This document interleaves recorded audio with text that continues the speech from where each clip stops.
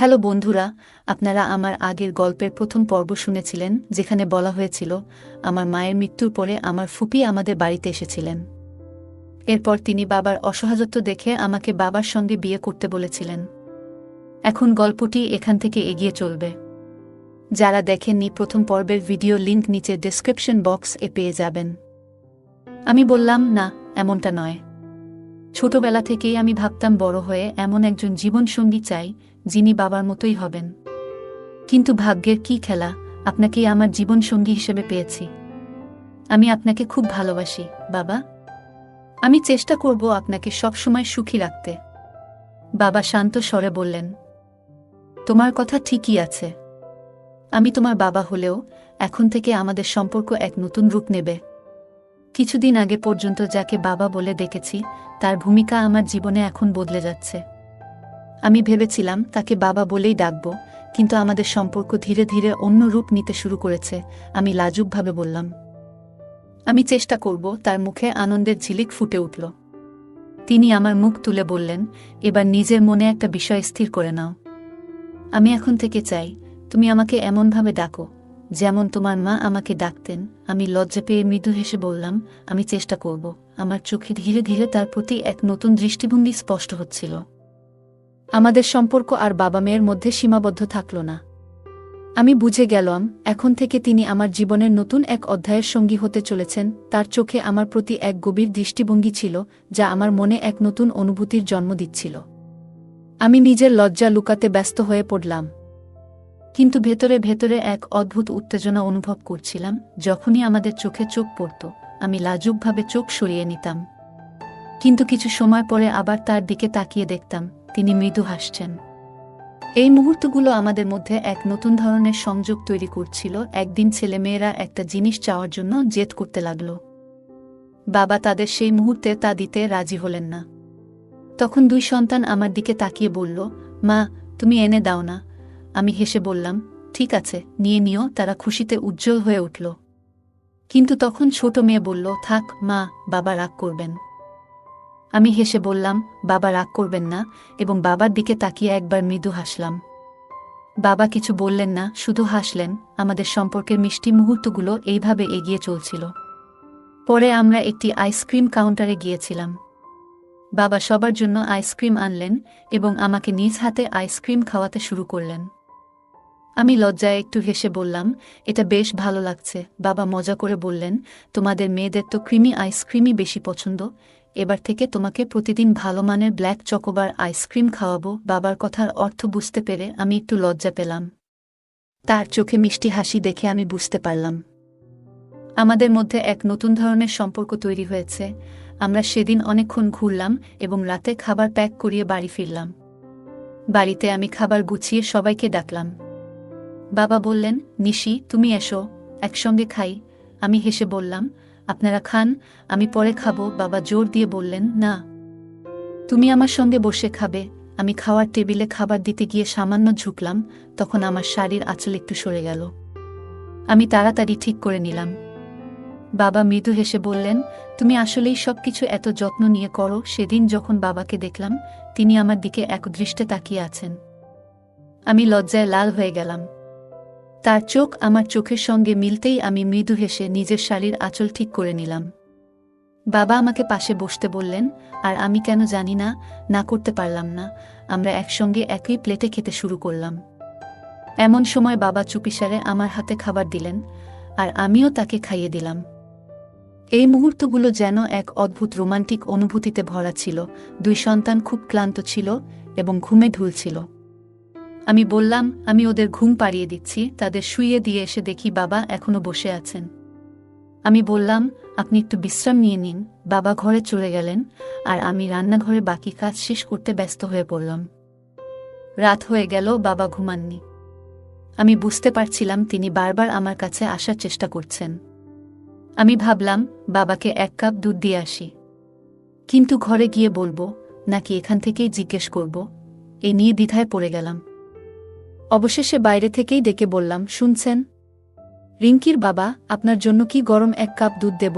সেদিন অজান্তে প্রথমবার আমি তাকে রিঙ্কির বাবা না ডেকে শুনছেন বলে ডাকলাম, যেভাবে মা বাবাকে ডাকতেন। সেদিন যখন আমি বাবাকে ডাকলাম তখন অজান্তে এমন কিছু বলে ফেলেছিলাম যা আমাকে লজ্জায় ডুবিয়ে দিল। আসলে আমি তাকে প্রথমবার স্বামী হিসেবে সম্বোধন করেছিলাম। নিজেই নিজের কথায় লজ্জিত হয়ে পড়েছিলাম। বাবা ভেতর থেকে মজা করে বললেন, প্রিয়াজি, কি জানতে চাইছেন? তার এমন কথা শুনে আমার লজ্জার দ্বিগুণ হয়ে গেল। কিছু বলতে পারলাম না। তখনই তিনি বাইরে এলেন। তার মুখে এক মিষ্টি হাসি ছিল। তাকে সামনে দেখে আমার হৃদস্পন্দন যেন দ্রুত হতে লাগল। আমি ঘাবড়ে গিয়ে এদিক ওদিক তাকিয়ে কোনোভাবে বললাম, ওই, আমি দুধ দিতে এসেছি। তিনি মুচকি হেসে আমার কানে ফিসফিস করে বললেন, প্রিয়াজি, আপনার আদেশ আমাদের মাথায়। আমরা তো আপনার সেবক। তার এমন মজার কথা শুনে আমি লজ্জায় রাঙা হয়ে গেলাম। কিছু বলতে না পেরে তাড়াতাড়ি সরে এলাম। কিন্তু তার সেই কথাগুলো বারবার মনে পড়ছিল, আর আমি লজ্জায় আর আনন্দে মুচকি হাসছিলাম। আমি রান্নাঘরে গিয়ে এক গ্লাস দুধ গরম করে তাকে দিলাম। তিনি বললেন, মনে হচ্ছে তুমি এতে চিনি দাওনি। আমি বললাম, না, দিয়েছি তো। তিনি গ্লাসটা আমার দিকে বাড়িয়ে বললেন, তাহলে নিজেই একবার চেখে দেখো। আমি একটু চেখে দেখে বললাম, চিনি তো ঠিকই আছে। তখন তিনি মুচকি হেসে বললেন, তোমার খাওয়ার পরেই এটা মিষ্টি হয়ে গেছে। তার এমন মজার কথা শুনে আমি এত লজ্জা পেলাম যে তাড়াতাড়ি নিজের ঘরে চলে এলাম। তার কথা মনে পড়তেই আবার মুচকি হাসি ফুটে উঠল। বাবা এতটা মজার হতে পারেন, তা আগে কখনো কল্পনা করিনি। ঠিক তখনই ফুপির ফোন এলো। আমি ফোন তুলে গল্প করতে লাগলাম। গল্পের মাঝখানে ফুপি জিজ্ঞেস করলেন, ভাবি, সব ঠিকঠাক তো? সেদিন আমি বাইরে গিয়ে ফুপির সঙ্গে কথা বলতে শুরু করলাম। তিনি আমাকে জিজ্ঞেস করলেন, ভাবি, রিঙ্কি তো বেশ জেদ ধরেছিল, কোথায় নিয়ে গেলেন? আমি বললাম, হ্যাঁ ফুপি, বাচ্চারা অনেকদিন ধরে বাড়িতে ছিল, তাই একটু বাইরে আয়েস করতে নিয়ে গেলাম। ফুপি মুচকি হেসে বললেন, ভাবি, আমার ভাই আর আপনার মধ্যে কি কোনো নতুন সম্পর্ক তৈরি হলো? আমি একটু লজ্জা পেয়ে বললাম, এখনো নয়, তবে হয়ে যাবে। আমি জানতাম ফুপি কোনো সম্পর্কের কথা বলছেন। আমি বললাম, দিদি, নতুন সম্পর্ক ঠিকভাবে তৈরি করতে হলে পুরনো সম্পর্কগুলো ভুলতে হবে। সেটা আমাদের সবার জন্যই ভালো। ফুপি সায় দিয়ে বললেন, ঠিকই বলেছ ভাবি, তবে মনে হচ্ছে তোমরা দুজন মিলে ভালোই সময় কাটিয়েছ। আমি মৃদু হেসে বললাম, আপনি কি বলছেন ফুপি? তারপর ফুপি বললেন, আমাকে ফুপি না বলে দিদি বলে ডাকো। ঠিক আছে দিদি, এখন থেকে ডাকবো। আমি বললাম। তখন দিদি আমাকে ঠাট্টা করে বললেন, ভাবি, আমার ভাই কি তোমার হাত ধরেছেন? আমি হেসে বললাম, উফ দিদি, আপনি কেমন কথা বলছেন? দিদি বললেন, তাহলে তুমি কিভাবে বুঝলে যে তিনি পুরনো সম্পর্ক ভুলে গেছেন? আমি বললাম, তেমন কিছু নয় দিদি। আমরা যখন বাইরে আইসক্রিম খেতে গিয়েছিলাম তখন উনি বলছিলেন, তোমাকে রোজ আইসক্রিম খাওয়াবো, আর সেটা শুনে আমি বুঝে গিয়েছিলাম যে তিনি কোনো আইসক্রিমের কথা বলছেন। দিদি মজা করে বললেন, আহা ভাবি, সেটা তো আসল আইসক্রিম, চোকোবার, খুবই মজার জিনিস। এই কথা শুনে আমি লজ্জায় রাঙা হয়ে গেলাম এবং নিজের ঘরে ফিরে এলাম। বিছানায় শুয়ে তখনও ফুপি কথাগুলো কানে বাজছিল। আমি মনে মনে ভাবছিলাম, পাপা আমাকে সত্যি সত্যি চোকোবার খাওয়াবেন? তারপর নিজেই উত্তর দিলাম, কেন নয়? নিজের স্ত্রীকে না খাইয়ে আর কাকে খাওয়াবেন? আমি শুয়ে শুয়ে ভাবতে লাগলাম, দিদি কি পাপার সঙ্গে আমাদের সম্পর্কের কথা বলেছিলেন? পাপার আজকের আচরণ দেখে মনে হচ্ছে তিনি নিশ্চয়ই কিছু আলোচনা করেছেন। এত ভাবনার মাঝেও একটা প্রশ্ন আমাকে তাড়া করছিল, পাপা কি সত্যি আমাকে তার স্ত্রী হিসেবে ভাবতে শুরু করেছেন? সকালবেলা আমি বসে বসে ভাবছিলাম, পাপা কি সত্যিই আমাকে তাদের সন্তানদের মা হিসেবে দেখতে চান? কিছুক্ষণ চিন্তাভাবনার পর নিজেই উত্তর পেয়ে গেলাম। যদি সেটা না চাইতেন তবে কেন বলতেন, আমাকে পাপা বলে ডেকো না? আমি তোমার বাবা নই, আমি তোমার সন্তানের বাবা। এটা পরিষ্কার ছিল যে তিনি আমাকে সন্তানদের মা হিসেবে দেখতে চান। পরের দিন সকালে বাচ্চারা স্কুলের জন্য তৈরি হয়ে বেরিয়ে পড়ল। পাপা তখনও ঘুমাচ্ছিলেন। আমি ভাবলাম, কেন না বুয়াকে ফোন করে জেনে নিই তিনি পাপার সঙ্গে আমাদের বিয়ের ব্যাপারে কথা বলেছেন কিনা। আমার মনে নানা প্রশ্ন ঘুরছিল, তাই আর অপেক্ষা না করে ফোন করলাম। আমি বললাম, দিদি নমস্কার। বুয়া হাসতে হাসতে বললেন, কি ভাবি, আবার বুয়া? ঠিক করে বলো। আমি একটু লজ্জা পেয়ে বললাম, সরি দিদি। দিদি বললেন, বলতো, এত সকালে আমাকে কি মনে পড়ল?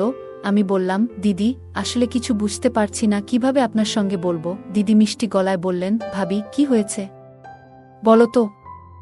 আমি বললাম, দিদি, আপনার কি পাপার সঙ্গে কোনো কথা হয়েছে? দিদি মজা করে বললেন, কেন ভাবি, এত তাড়াতাড়ি কিসের এত উৎসাহ? আমি লজ্জা পেয়ে বললাম, দিদি, তেমন কিছু না। আমি জানতে চাইছিলাম আপনি কি তার সঙ্গে আমাদের সম্পর্ক নিয়ে কথা বলেছেন? দিদি বললেন, হ্যাঁ ভাবি, কথা তো হয়েছেই। তোমার কি মনে হয়? আমি তো জানতাম পাপা শুনেই খুশি হয়ে যাবেন। আমি অবাক হয়ে বললাম, তবে কি সত্যিই পাপা রাজি হয়েছেন? দিদি মুচকি হেসে বললেন, ভাবি, তোমার কি মনে হয় পাপা না বলবেন? এই কথাগুলো শুনে আমার মন শান্ত হল। মনে মনে ভাবলাম, পাপা সত্যিই খুশি। হয়তো এটাই আমাদের নতুন জীবনের শুরু। দিদি বললেন, ভাবি, এটা তো সম্ভবই নয় যে কেউ আমার ভাবির এই সম্পর্ককে প্রত্যাখ্যান করবে। আরে ভাবি, দাদা তো এত খুশি যে তা ভাষায় বোঝানো যাবে না। আর শোনো ভাবি, তোমাকে একটা কথা বলি, দাদা নিজেই আমাকে বলেছিল তোমার সঙ্গে কথা বলতে। বারবার আমাকে জিজ্ঞাসা করছিল, সত্যি করে বলতো প্রিয়া কি এই সম্পর্কে রাজি আছে? দিদি কথা শুনে আমি ভীষণ লজ্জা পেলাম। মনে হলো পাপা আমাকে তার জীবনসঙ্গী বানানোর জন্য এতটাই উদগ্রীব। এমন সময় পাপার গলা শুনে আমি বললাম, দিদি, পরে কথা বলবো, এবং ফোনটি রেখে দিলাম। আমি তখন রান্নাঘরে ছিলাম। হঠাৎ পাপা এসে পিছনে দাঁড়ালেন। তিনি বললেন, প্রিয়া, বলো তো, আমি কি তোমার একটু সাহায্য করতে পারি? আমি লজ্জায় কিছু বলতেই পারছিলাম না। শুধু বললাম, আমি করতে পারব। আপনি যান। পাপা হেসে বললেন, তাড়াতাড়ি তৈরি হয়ে নাও, আমরা বাইরে কোথাও ঘুরতে যাব। এটা বলেই তিনি চলে গেলেন। তার চলে যাওয়ার পর আমি একটু স্বস্তি পেলাম। আমার মনে হচ্ছিল এখন আর বেশি দিন নেই যখন আমার ঘরের ঠিকানা পাপার ঘরে বদলে যাবে। আমি যখন তৈরি হয়ে বাইরে বেরোলাম, তখন দেখি পাপার কাছে কারো ফোন এসেছে। সেই ফোন পেয়ে তাকে অন্য কোথাও কাজে যেতে হলো। আমি তখন জামাকাপড় বদলে গৃহস্থালির কাজে মন দিলাম।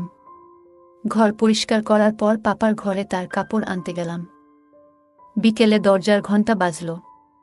আমি মনে মনে হাসতে হাসতে ভাবলাম তিনি এসেছেন, এবং দরজার দিকে ছুটে গেলাম। মনে হচ্ছিল বহুদিন পর যেন নিজের প্রিয়জনকে দেখব।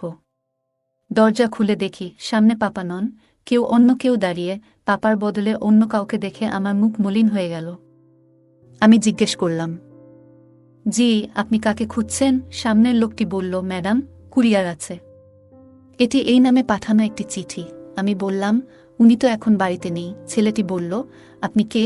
আমি হেসে বললাম, আমি উনার স্ত্রী। এটা বলতে গিয়ে আমার মনে একটু অন্যরকম আনন্দ হচ্ছিল। জীবনে প্রথমবার কাউকে বললাম যে আমি পাপার স্ত্রী। কিছুক্ষণ পর পাপা বাড়ি ফিরলেন। হয়তো কোনো জরুরি কাজ ছিল যে কারণে দেরি হয়ে গেল। উনি ফিরে এসে সোজা নিজের ঘরে গিয়ে ফ্রেশ হতে লাগলেন। এই ফাঁকে আমি খাবার টেবিলে সব প্রস্তুত করলাম।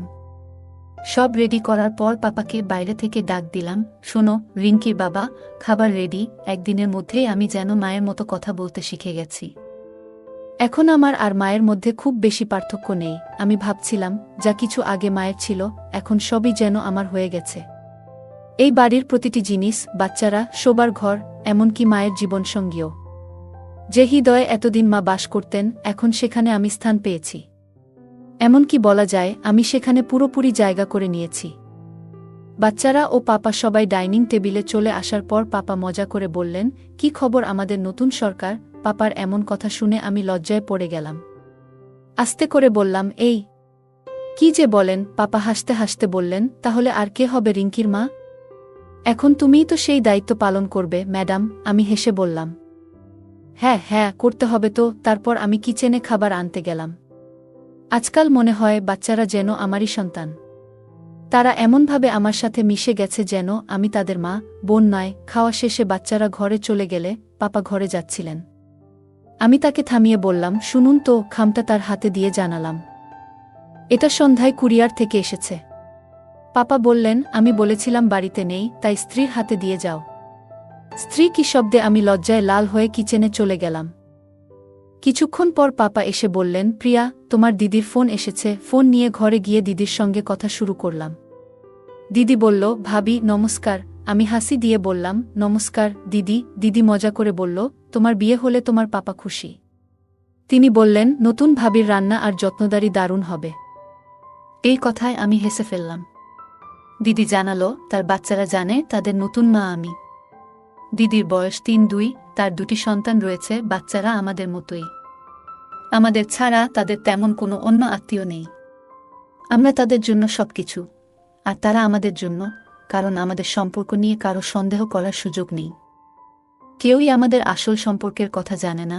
দিদির সঙ্গে কথা বলে আমার খুব ভালো লাগছিল, এক ধরনের ঘনিষ্ঠতার অনুভূতি হচ্ছিল। তখনই দিদি জিজ্ঞেস করল, তুমি এখন রাতবেলা কি করছো? আমি হেসে বললাম, আমি বাসন মাজছি। এ কথা শুনে দিদি একটু রাগ করে বলল, তুমি এসব কেন করছো? তার রাগ দেখে আমি কিছুটা অবাক ও খারাপ বোধ করলাম। আমি উত্তর দিলাম, দিদি, এ তো আমার রুটিন কাজ। দিদি বলল, ভাবি, এটা ঠিক আছে, কিন্তু শোনো, তোমার তো বিয়ে হতে চলেছে। এ সময় নিজেকে একটু সুন্দরভাবে রাখাটা জরুরি। জানো, যখন একজন নারী রাতে সাজগোজ করে নিজের স্বামীর সামনে যায়, তখন তা তাদের ভালো লাগে। এ কথা শুনে আমি লজ্জায় মাটিতে মিশে যেতে চাইছিলাম। ধীরে ধীরে বললাম, দিদি, তুমি এ কি বলছো? দিদি হাসতে হাসতে বলল, ঠিকই বলছি। এখন থেকে নিজেকে সবসময় প্রস্তুত রাখবে। জানো ভাবি, পুরুষদের নিয়ন্ত্রণে রাখতে হলে তাদের প্রতি তোমার যত্ন এবং আকর্ষণ ধরে রাখা খুব জরুরি। আমি মাথা নেড়ে বললাম, ঠিক আছে দিদি, আমি খেয়াল রাখব। তারপর দিদি বলল, ভাবি, আরেকটা জরুরি কথা। আমি পণ্ডিতজির সঙ্গে তোমার এবং ভাইয়ার বিয়ের বিষয়ে কথা বলেছি। তিনি জানিয়েছেন আজ থেকে 15 দিন পর তোমাদের বিয়ে ঠিক করা হয়েছে। দিদি বলছিলেন, ভাবি, পণ্ডিতজি বলেছেন যে এই দিনটা খুবই শুভ। আর তিনি আরও বললেন যে তোমার আর ভাইয়ার জুটি খুবই ভালো। তোমাদের সম্পর্ক বহু জন্মের জন্য স্থায়ী হবে। দিদির কথা শুনে আমার মনে একটা অন্যরকম আনন্দ হলো। ভাবছিলাম, এটা কি কেবল কাকতালীয়, নাকি আসলেই আমাদের সম্পর্ক এতটা গভীর এবং সুন্দর? দিদি তখন আমাকে বললেন, পাপাকে ফোন দাও। আমি ডেকে বললাম, শোনো, এই ফোনটা ধরো। পূজা মজা করে বলল, ভাবি, তুমি কি এখন থেকেই ভাইয়াকে এইভাবে ডাকার অভ্যাস তৈরি করছো? আমি একটু রেগে গিয়ে মিষ্টি স্বরে বললাম, আরে দিদি, তুমি এ কি বলছো? দিদি হেসে বলল, ভাবি, এখন আমি মজা করছি, কিন্তু কয়েকদিনের মধ্যেই তুমি নিজেই এভাবে ডাকতে অভ্যস্ত হয়ে যাবে। দিদি আর আমি একসঙ্গে হেসে উঠলাম। আমি পাপার ঘরে গিয়ে ফোন দিয়ে এলাম। তারপর নিজের ঘরে এসে বিছানায় শুয়ে পড়লাম। কিন্তু আজ আমার ঘুম কিছুতেই আসছিল না। যে বিছানায় প্রতিদিন শান্তিতে ঘুমোই, আজ যেন সেটাই অস্বস্তি দিচ্ছিল। পরের দিন সকালে আমি খুব খুশি মনে বাড়ির সব কাজ দ্রুত সেরে ফেললাম। তখন পাপা ঘুম থেকে উঠে আমাকে বললেন, নিশি, রেডি হয়ে নাও, আজ কোথাও ঘুরতে যাব। আমি একটু মজা করে বললাম, কেন, আজকেও কি কালকের মতোই তৈরি হতে হবে? পাপা একটু হাসলেন এবং আমার সামনে কান ধরে বললেন, সরি, মাফ করে দাও, কাল জরুরি কাজ ছিল। পাপার এমন ভঙ্গি দেখে আমার মুখে হাসি চলে এলো। আমি আমার ঘরে গিয়ে ভাবতে লাগলাম, আজ ঘুরতে গেলে কি পরব।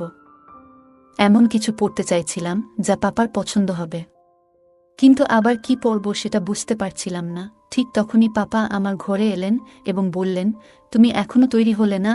আমি বললাম, দেখো তো, কিছুই বুঝতে পারছি না, কি পরব? তুমি বলো না, কি পরব? পাপা মায়ের ওয়ার্ড্রোব থেকে একটি সুন্দর কালো শাড়ি বের করলেন এবং আমার দিকে এগিয়ে দিয়ে বললেন, এইটা পরো। পাপা বললেন, এই শাড়িটা পরো, তোমার ওপর দারুণ মানাবে। আমি পাপার হাত থেকে শাড়িটা নিয়ে তাড়াতাড়ি তৈরি হতে শুরু করলাম। সেদিন মায়ের কালো রঙের সুন্দর শাড়ি এবং তার সাথে মানানসই ব্লাউজ পরেছিলাম। শাড়ির সঙ্গে মিলিয়ে চুড়ি, কানের দুল এবং একটি লাল টিপ পরেছিলাম। সাজগোজের পর মনে হচ্ছিল আজ যেন আমার চেয়ে বয়সে বড় দেখাচ্ছে। পরে পাপা এসে গেলেন। আমি আস্তে করে জিজ্ঞেস করলাম, আপনি এসে গেছেন? পাপা হেসে উত্তর দিলেন, আর কিছু না বলে শুধু মৃদু হাসলেন। তার হাতে একটি ছোট বাক্স ছিল। তিনি বাক্সটা আমার দিকে এগিয়ে দিয়ে বললেন, নিশি, এটা তোমার জন্য উপহার। আমি পাপার হাত থেকে বাক্সটা নিয়ে মুচকি হেসে খুললাম। বাক্স খুলতেই দেখলাম তাতে সোনার সুন্দর গয়না। বাক্স খুলতেই দেখলাম ভেতরে দুটি খুব সুন্দর বালা। বালা দেখে আনন্দে উচ্ছ্বাস প্রকাশ করে বললাম, ওয়াহ, কি সুন্দর বালা এগুলো। তারপর বললাম, আপনার জন্য একটু পানি নিয়ে আসি। পাপা আমাকে থামিয়ে বললেন, প্রিয়া, দিদির সাথে কি তোমার কথা হয়েছে? আমি বুঝতে পারছিলাম পাপা কি বিষয়ে জিজ্ঞেস করছেন, তবুও জিজ্ঞাসা করলাম, কোনো বিষয়ে পাপা? পাপা বললেন, পূজা কি তোমাকে কোনো তারিখের ব্যাপারে কিছু বলেছে? আমি মৃদু হেসে লজ্জায় মাথা নিচু করে বললাম, জি পাপা। আমার মুখ থেকে জি শুনে পাপা আমার কাছে এগিয়ে এসে বললেন, প্রিয়া, তোমার কোনো আপত্তি নেই তো? আমি কি বলবো বুঝতে পারছিলাম না। আমার লজ্জায় মাথা নিচু হয়ে গেল। পাপার সামনে এইভাবে দাঁড়িয়ে থাকতে খুব অস্বস্তি হচ্ছিল। আমার মুখ পুরো লাল হয়ে উঠেছিল। পাপা কিছু বলার জন্য মুখ খুলছিলেন, ঠিক তখনই রিঙ্কি এসে পড়ল। লজ্জা লুকিয়ে আমি বললাম, আমি আপনার জন্য পানি নিয়ে আসছি। এটা বলে আমি দ্রুত রান্নাঘরের দিকে চলে গেলাম। রিঙ্কি পাপার কাছে গিয়ে জিজ্ঞেস করল, পাপা, আমি কেমন দেখাচ্ছি? পাপা তাকে কোলে তুলে নিয়ে আদর করে বললেন, খুব সুন্দর দেখাচ্ছ। তখন রিঙ্কি বলল, আমি সুন্দর দেখাচ্ছি বলেই আপনি আমাকে কোলে তুলেছেন। তাহলে মাকে সুন্দর দেখাচ্ছিলেন, তখন কেন তাকে কোলে তুললেন না? আপনি কি মিথ্যা বলছেন যে মা সুন্দর? রিঙ্কির প্রশ্ন শুনে আমি লজ্জায় মাটির সঙ্গে মিশে যেতে চাইছিলাম। তাকে মৃদু বকাচকা করে বললাম, তুই কি সব বলিস? যা, এখানে থেকে যা। পাপার দিকে তাকালাম। তিনি মুচকি হাসছিলেন। আমি আর তার চোখের দিকে তাকাতে পারছিলাম না। দ্রুত সেখান থেকে বের হয়ে এলাম। কিছুক্ষণ পর পাপাও তৈরি হয়ে বের হলেন। আমি তখনও তার চোখে চোখ রাখতে পারছিলাম না, কিন্তু পাপা আমার দিকে তাকিয়ে হাসছিলেন। তারপর আমরা সবাই বাজারে কেনাকাটার জন্য বের হলাম। আজ পাপার সঙ্গে বের হতে এক অদ্ভুত অনুভূতি হচ্ছিল। আজ শপিংয়ে যাওয়ার সময় মনে হচ্ছিল যেন পাপার সঙ্গে নয়, আমার নিজের স্বামী আর সন্তানদের সঙ্গে যাচ্ছি। আমরা একটি মলে গিয়েছিলাম, যেখানে পাপা আমার জন্য শাড়ি বেছে দিলেন এবং বিয়ের একটি সুন্দর পোশাকও পছন্দ করলেন। শপিং করতে গিয়ে আমি বুঝলাম, আমার এবং পাপার পছন্দ একেবারে মিলে যায়। যেই শাড়িটা আমার পছন্দ হয়েছিল সেটাই পাপারও পছন্দ। আমাদের পছন্দ এতটা মিলে যাওয়া দেখে মনে হচ্ছিল আমি সত্যিই পাপার জন্যই তৈরি হয়েছি। পাপা শাড়ির ব্লাউজগুলো খুবই সুন্দর ডিজাইন করে সেলাই করার জন্য দিয়ে দিলেন। এতে আমার কোনো আপত্তি ছিল না, কারণ এগুলো তো তাকে দেখানোর জন্যই পরব। আমরা বাইরে থেকেই খাওয়া দাওয়া সেরে বাড়ি ফিরে এলাম। রাতে নিজের বিছানায় শুয়ে পাপার কথা ভাবতে লাগলাম। আমার চোখে ঘুম ছিল না। তখন উঠে দেখলাম পাপার ঘরের লাইট জ্বলছে। ভাবলাম পাপাও হয়তো জেগে আছেন। হয়তো তারও আমার মতো ঘুম আসছে না, কারণ আমাদের বিয়ে হতে চলেছে। বিয়ের আগে কারি বা ঘুম আসে? সকালে আমি বাচ্চাদের স্কুলের জন্য প্রস্তুত করছিলাম। রিঙ্কি বায়না ধরল, মা, আজ তুমি আমাকে স্কুলে পৌঁছে দাও। বাড়ির কাজ থাকায় বোঝালাম, তুমি নিজে চলে যাও, কিন্তু সে জিদ ধরে বলল, পাপার সঙ্গে যাব। পাপা তখনও ঘুমাচ্ছিলেন। ঘরে গিয়ে ডাকলাম, শুনছ? উঠে বাচ্চাদের স্কুলে দিয়ে আসো। পাপা বললেন, ওরা তো ভ্যানে যাবে। আমি জোর দিয়ে বললাম, না, তোমাকেই যেতে হবে। পাপা কাপড় পরতে পরতে বললেন, যা হুকুম সরকার। এই কথায় আমি হেসে বললাম, তাড়াতাড়ি করো, দেরি হচ্ছে।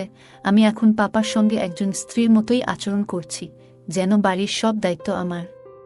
পাপা বাচ্চাদের স্কুলে ছেড়ে যাওয়ার পর আমি ঘরের কাজে মন দিলাম। পাপার ঘর গুছাতে গিয়ে মোবাইল বেজে উঠল। দিদি ফোন করেছিল।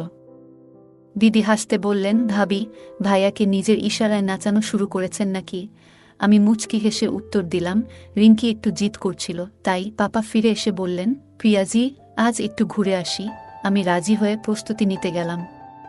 হঠাৎ ভাবলাম পাপার পছন্দের পোশাক পরি। তাকে জিজ্ঞেস করলাম, কি পরব বলুন তো? পাপা আমার জন্য লাল শাড়ি বেছে দিলেন। তিনি আমার দিকে তাকিয়ে মুচকি হেসে ঘর থেকে বেরিয়ে গেলেন। আমি লাল রঙের শাড়িটি পরে নিলাম আর চুল খুলে রাখলাম, কারণ আমি জানি পাপা আমার খোলা চুল খুব পছন্দ করেন। আমি যখন বাইরে এলাম, পাপা শুধু আমার দিকেই তাকিয়েছিলেন। আমি হাসতে হাসতে বললাম, এভাবেই দেখবেন নাকি চলবেন? পাপা হেসে বললেন, চলো, তবে আগে পাশে কিছু টাকা রেখে দাও। আমি জানতে চাইলাম, কত টাকা? পাপা বললেন, সরকার, আপনার ইচ্ছেন তোই রাখুন। শপিং তো আপনি করবেন, আমরা তো কেবল আপনার চাকর। মালকিনের কাছে এমন কিছু প্রশ্ন করার সাহস আমাদের নেই। পাপার কথা শুনে আমার গাল লজ্জায় লাল হয়ে গেল। আমি মুচকি হেসে বললাম, এই রকম কথা বলা আপনি শিখেছেন? তারপর আমি আলমারি থেকে কিছু টাকা নিয়ে পাপার সঙ্গে বেড়াতে বেরিয়ে পড়লাম। পাপা গাড়ি চালিয়ে শহরের বাইরে একটি নির্জন জায়গায় নিয়ে এলেন। সেখানে একটি পুরনো দুর্গ ছিল। পাপা বললেন, প্রিয়া, তোমার ছবি তোলার জন্যই এখানে নিয়ে এসেছি। আমি বললাম, এটা তো বাড়িতেও করতে পারতেন। পাপা হেসে বললেন, বাইরের সবুজের মধ্যে ছবি আরও সুন্দর আসবে। পাপার কথা শুনে আমি মৃদু হেসে বললাম, ঠিক আছে, চলুন। পাপা আমার কানের কাছে এসে ফিসফিসিয়ে বললেন, ভয় লাগছে না তো? আমি মুচকি হেসে বললাম, আপনি যখন পাশে আছেন তখন আর ভয় কিসের? পাপা বললেন, যে কেউ তোমার প্রেমে পড়তে পারে। আমি নিজেকে খুব ভাগ্যবান মনে করি যে তুমি আমাকে পেয়েছ। পাপার এই কথা শুনে আমি লজ্জায় চোখ নামিয়ে বললাম, কত মিথ্যে কথা বলেন আপনি। আমি এত সুন্দর নই, আমি খুব সাধারণ চেহারার মেয়ে। বাবা বললেন, চলো বাইরে একটু হাঁটি। আমি চুপচাপ সম্মতি দিলাম এবং বাইরে একটা আম গাছের দিকে ইশারা করলাম। আমরা গাছটার নিচে গেলাম। বাবা তখন মোবাইল বের করে বললেন, একটু দাঁড়াও, তোমার ছবি তুলতে চাই। আমি পোজ দিলাম আর বাবা ছবি তুললেন। ছবি তোলার সময় বাবা নিজেও কিছু পোজে আমার সঙ্গে ছবি তুললেন। হঠাৎ তিনি পকেট থেকে ছোট্ট একটা বাক্স বের করলেন। বাক্সটা খুলে দেখলাম একটা আংটি। বাবার চেহারায় তখন এক অদ্ভুত কোমলতা। তিনি বললেন, প্রিয়া, এই আংটি তোমার জন্য। আমি চাই তুমি এই সম্পর্ককে নতুনভাবে গ্রহণ করো। আমি হতভম্ব হয়ে দাঁড়িয়েছিলাম। বাবা আমার হাত ধরে আংটিটা পরিয়ে দিলেন। লজ্জায় আমি দৌড়ে চলে এলাম। বাবা আমার পেছন পেছন এলেন এবং বললেন, প্রিয়া, তোমার উপস্থিতি আমার জীবনে একটা নতুন অর্থ এনেছে। তোমাকে ছাড়া আমি আর এক মুহূর্ত থাকতে পারবো না। এরপর আমরা অনেক কথা বললাম। কিছুক্ষণ পর বাবা বললেন, চলো, তোমার জন্য কিছু কেনাকাটা করি।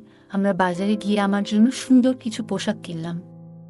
বাবা বারবার বলছিলেন, তোমার মতো সুন্দর মেয়ে যদি সুন্দর পোশাক না পরে তাহলে কিভাবে হবে? আমি তার কথায় হাসলাম, আবার একটু লজ্জাও পেলাম।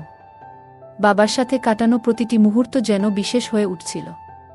বাবা বললেন, প্রিয়া, আমাদের বিয়ের পর তোমার পছন্দমতো নতুন ফার্নিচার কিনে তোমার জন্য নতুন ঘর সাজাবো। এই কথায় আমি এক মুহূর্ত থেমে তাকে জিজ্ঞেস করলাম, তোমার কি মনে হয় আমি তোমার সঙ্গী হতে পারবো?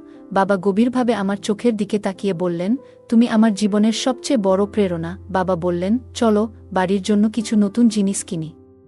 কেনাকাটা সেরে আমরা বাড়ি ফিরলাম। তখনই বাচ্চারা বাড়ি এলো আর আমি ঘরের কাজে ব্যস্ত হয়ে পড়লাম। হঠাৎ বাবার ফোনে কল এলে তিনি দেখা করতে বাইরে চলে গেলেন।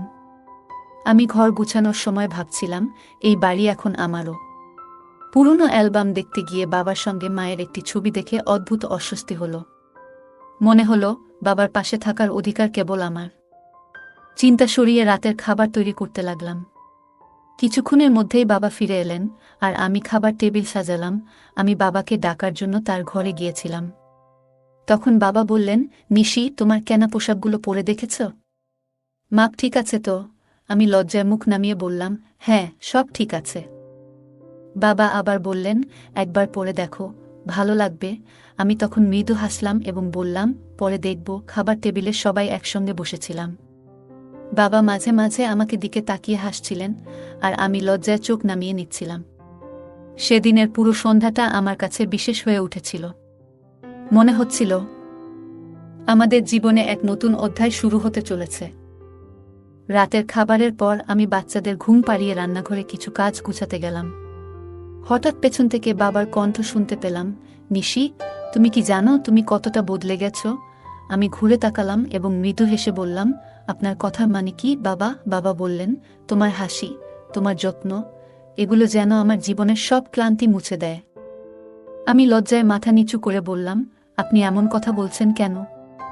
বাইরে রিঙ্কি যদি শোনে তাহলে কি ভাববে? বাবা আমার দিকে তাকিয়ে বললেন, তোমার উপস্থিতি আমার জীবনের সবচেয়ে বড় আশীর্বাদ। আমি আর কিছু বলতে পারলাম না, শুধু হেসে রান্নাঘরের কাজ চালিয়ে গেলাম। কিছুক্ষণ পর বাবা আবার বললেন, নিশি, জানো, আমি তোমার মতো জাদুকরি মেয়ে কখনো দেখিনি। তুমি আমার জীবনের সবকিছু পাল্টে দিয়েছ। এই কথা শুনে আমি লজ্জায় রান্নাঘর ছেড়ে বেরিয়ে এলাম। বন্ধুরা, আজকের গল্প এখানেই শেষ। কিন্তু এরপর কি হলো সেটা জানতে হলে অপেক্ষা করতে হবে পরবর্তী পর্বের জন্য। যদি আপনারা বেশি করে কমেন্ট করেন যে পরের পর্ব চাই, তাহলে দ্রুতই আপলোড করে দেব। আমাদের চ্যানেলে আরও অনেক সুন্দর গল্প আপলোড করা আছে, সেগুলো দেখে আসতে পারেন। আর অন্য কোনো বিশেষ গল্প শুনতে চাইলে অবশ্যই কমেন্টে জানাবেন। আপনাদের মতামত আমাদের কাছে অনেক মূল্যবান। গল্পগুলো ভালো লাগলে আমাদের চ্যানেলটি সাবস্ক্রাইব করুন এবং গল্পটি শেয়ার করতে ভুলবেন না।